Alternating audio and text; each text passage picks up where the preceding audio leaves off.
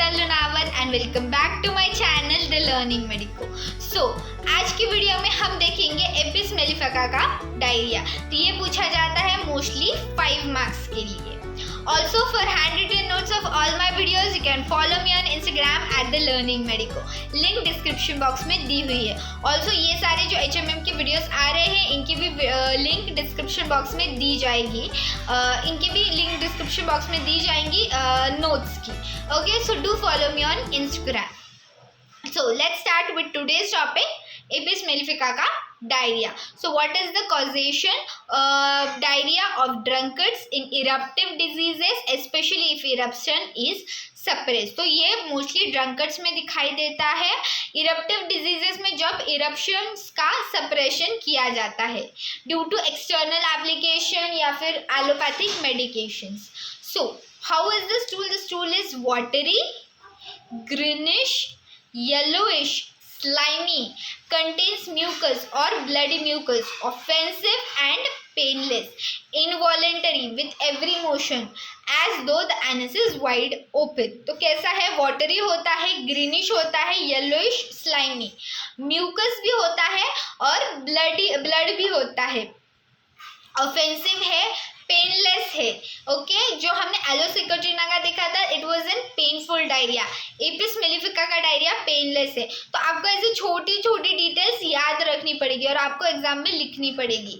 Involuntary with every stool as the anus is wide open, और involuntary हो जाता है, ऐसे लगता है कि एनस बहुत ओपन है, पूरा ओपन है, ऐसे लगता है, पेशेंट को ऐसे फील होता है।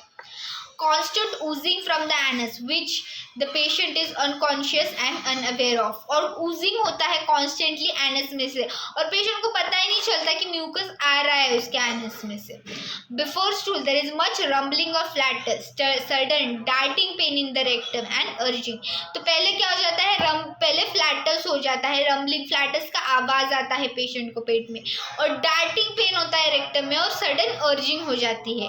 During stool gripping tenesmus, rawness and soreness in the anus with much flatus, frequent painful urination, nausea, vomiting, backache and frontal headache. तो स्टूल के टाइम में ग्रिपिंग टेनेसमस दिखाई देता है, रॉनेस होता है, सोरनेस होता है एनस का पेशेंट को, और उसको फ्रीक्वेंटली यूरिनेशन होता है जो कि बहुत पेनफुल होता है, नॉशिया, वॉमिटिंग और बॉडी बैकएक तो हमें दिखाई देता है। After stool there is rawness in the anus, heat and throbbing in the rectum. गरम गरम लगता है, पेशेंट बोलता है डॉक्टर मुझे गरम गरम लगता है। सेंसेशन, ऐसे लगता है कुछ अटक गया है, sensation as if plug. Tenesmus with passage of blood, faint and exhausted. Concomitants में क्या है? नो एपेटाइट, लिटिल और नो थर्स्ट, बिल्कुल भूख नहीं लगती। टंग कैसे है? Shiny, dark red and cracked.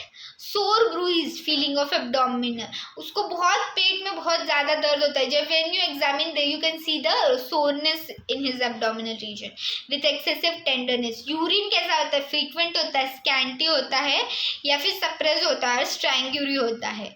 So this was it for diarrhoea of apis mellifica. तो इसमें जो है कॉजेशन आना चाहिए, stool before, during and after stool सारे डायरिया में इंपॉर्टेंट होता है, और concomitants. So this was it. Hope you learned the topic very well. If so, then please hit on the like button and please do subscribe to my channel, The Learning Medico. See you soon. Bye bye.